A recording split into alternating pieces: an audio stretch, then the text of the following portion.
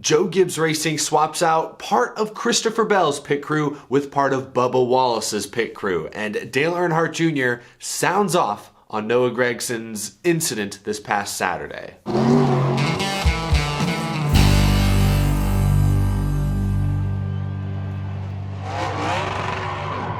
How's it going, y'all? My name is Eric. Welcome to Out of the Groove, midweek edition of the show. Thank you for tuning in. If you're new to the channel, be sure to hit that subscribe button. We've got a ton of NASCAR related content coming your way very, very soon. You know, in addition to Out of the Groove episodes like this one, we've got a few very interesting stories I want to touch on today. I want to talk about TV ratings as well, because this past Sunday at Road America, that was the first race to be exclusively broadcast on USA Network, and I think you can see that in the numbers. But I also want to react to Dale Earnhardt Jr., who went on SiriusXM NASCAR Radio today and voiced his immense disappointment with his driver Noah Gragson for what Gragson did at Road America on Saturday, which we covered in yesterday's video. But before we get to those topics, let's begin with the news that Joe Gibbs Racing is swapping out part of Christopher Bell's pit crew for part of Bubba Wallace's. In other words, Bubba Wallace is getting a new front tire changer and a new tire carrier. And two of his guys are now going to Christopher Bell, who sits in a very precarious points position. He is currently 16th on the playoff grid, the last guy in on points. Lots to react to here. It's Dustin Long from NBC Sports reporting. Jackson Gibbs, who yes is a grandson of Joe Gibbs, and Nick McBeath will move from Bubba's pit crew to Christopher Bell's. And Bell's also getting a new rear tire changer from Chip Ganassi Racing's IndyCar program. So Bell is getting 3 new pit crew members to make up for the 2 on Bubba's team that are leaving. Houston Stamper and Joe Crossan will join the 23 team. They come from the 20 team. This is a major change being made just 8 weeks before the playoffs begin. I just mentioned it. Christopher Bell, currently the last guy in on points by the slimmest of margins. Bubba Wallace, meanwhile, well outside the top 20 in points, in need of a win in these final 8 weeks if he wants to sneak into the playoffs. So why is this newsworthy? I mean, teams swap pit crew members mid-season often. Sometimes teams will swap entire pit crews midway through the year or before the playoffs begin. Well, I'd say this is newsworthy because all year long, Bubba Wallace's pit crew has struggled. Several times this year, Bubba Wallace has shown legit top 5 speed, and in every instance, the pit crew has let him down, usually in a spectacular way. Things boiled over at Nashville a couple weeks ago when Bubba Wallace keyed up the radio, cussed him out after a loose wheel cost them a top 10 spot. After the race, Kurt Busch, the other driver at 2311 Racing, said that this was a Joe Gibbs Racing supply issue. 2311 Racing is aligned with Joe Gibbs Racing, and one of the most important parts of that alliance is 2311 gets all their pit crews from Joe Gibbs Racing. Joe Gibbs Racing is a big team. They hire, they develop, they train all these pit crews for their cars and Cup and in Xfinity, but they also have other crews that they can lease out to a team like 2311. So 2311 was or is dependent on Joe Gibbs Racing for their pit crews. So that's why this is interesting. They took a couple guys from Christopher Bell's crew, who's a Joe Gibbs Racing driver, barely in the playoffs at this point, and sent them to a satellite team, to a driver who's not in the playoff picture whatsoever, needs to win, the week after all this stuff got blown up publicly. I don't know how this decision ultimately came to be. Was 2311 Racing able to strike some sort of deal with JGR to trade members of the pit crew? Or did Joe Gibbs just want his grandson Jackson Gibbs to pit a Joe Gibbs Racing car, and that initiated the entire swap? I think both ideas are plausible. Is this going to make Bubba Wallace's pit crew instantly way better? I'm skeptical. It's worth noting Jackson Gibbs was among the pit crew members who was in his first year, I believe. He didn't start even working on Bubba's car until the Kansas race. So maybe this will improve Bubba Wallace's pit crew slightly, and this might hurt Christopher Bell's as a result. But who knows? These teams will do like 8-10 pit stops a race, and it only takes 1 or 2 bad ones to ruin your day. So we don't see the other 80-90% of stops that go, fairly smoothly. So we'll see. I'm just crossing my fingers for Christopher Bell. He needs to make the playoffs. He's expected to make the playoffs. I hope a pit crew mishap doesn't cost him a win or a great run somewhere down the line. I've said before, he's 16th on the playoff grid. I think Bell's going to need to win a race. I think everyone on the playoff grid outside of maybe Ryan Blaney, who has like a 120-point cushion, I think they all need to win if they're going to make the playoffs this year. And now Bell has a less experienced pit crew. I just don't see what's in it for JGR other than he's got his grandson working directly for him. Maybe that's all he cares about. Next, I want to touch on this real quick before we discuss Dale Jr.'s recent radio appearance, but the ratings for this past Sunday's race at Road America were not good. Adam Stern tweeting this morning, Sunday marked the first NASCAR Cup race this season on USA Network, and viewership was down sharply from last year's event on NBC, 1.9 million Sunday versus 3 million last year. Now, some of that is misleading. This year's race was on cable, which people have to pay extra for. Last year's race was on NBC, which if you have an antenna, you can get NBC. Ratings are always higher on NBC or Big Fox, so it's somewhat misleading. But no, a number under 2 million, a viewership number of under 2 million for a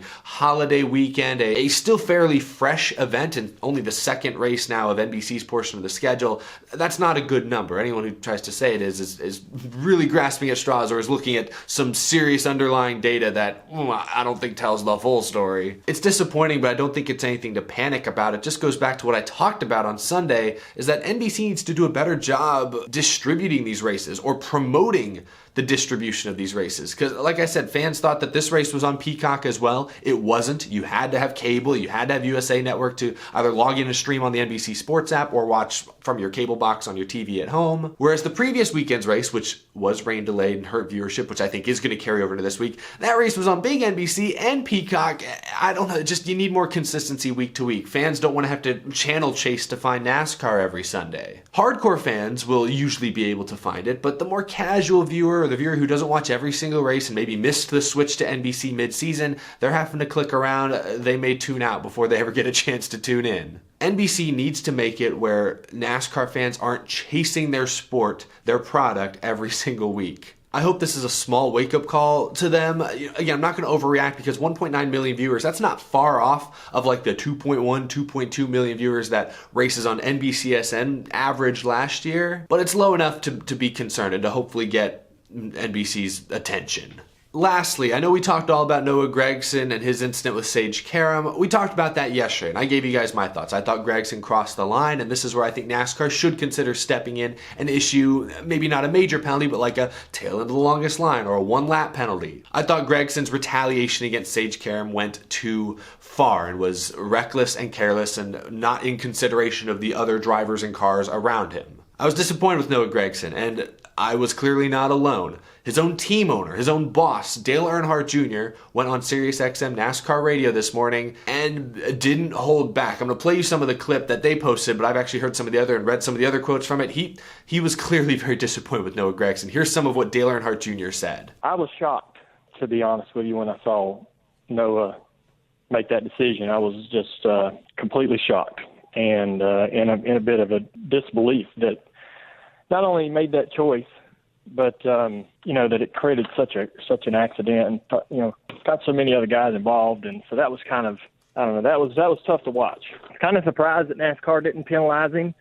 I think in some situations there's some things that do cross over a line, and I felt like that was definitely one of those situations. I think that when Noah made that choice, that that he might not understand the ripple effect, just really how much collateral damage there is and how it affects a lot of people. I told him that I could stand behind him through just about anything, but I could not defend that.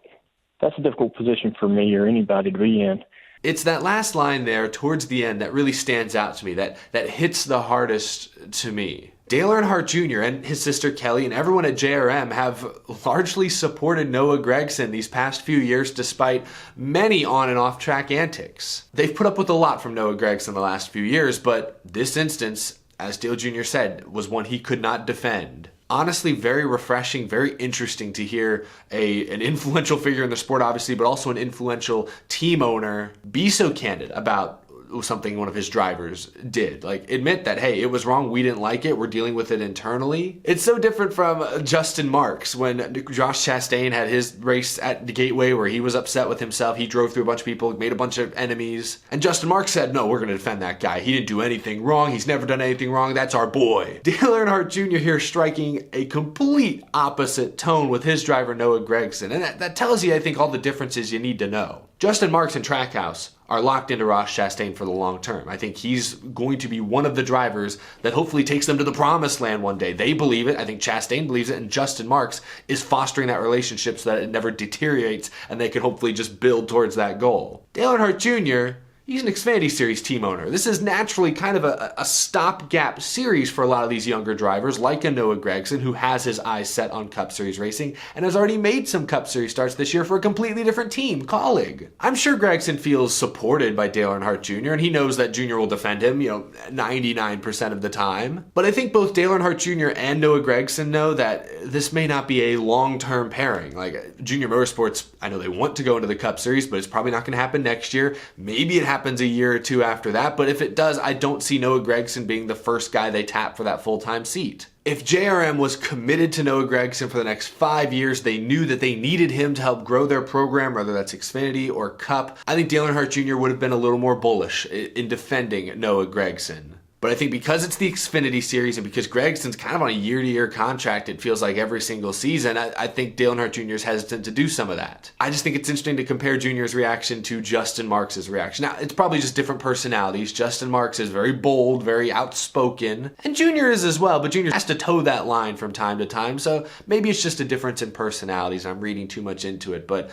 I voiced my opinion yesterday. I thought Noah Gragson crossed the line. I'm surprised NASCAR didn't issue some sort of penalty in the moment. I hope this is an incident that causes them to change their mind and maybe change their officiating policy slightly. And it sounds like Dale Earnhardt Jr. agrees on both accounts. He's also surprised he didn't get a penalty. Anyway, share your thoughts down in the comment section below. I'm probably reading too much into this. Who knows what Noah Gragson's future looks like? Will he be back with JRM for another season in 2023, or will a Cup Series team, like maybe a Colleague, take a chance on him and go full-time Cup racing next year? Share your thoughts down in the comment section below. Again, if you're new to the channel, hit that subscribe button. We talk NASCAR news almost daily here on Out of the Groove. As always, a big thank you to my Patreon supporters as well. I couldn't do the show without your tremendous support each and every month. Thank you so much. More to come later this week. It's a busy week full of great racing content. I can't wait to share with y'all. I'll be at the SRX race at Nashville Fairgrounds Saturday night. Can't wait for that. Lots more to come. I will see you in the next video.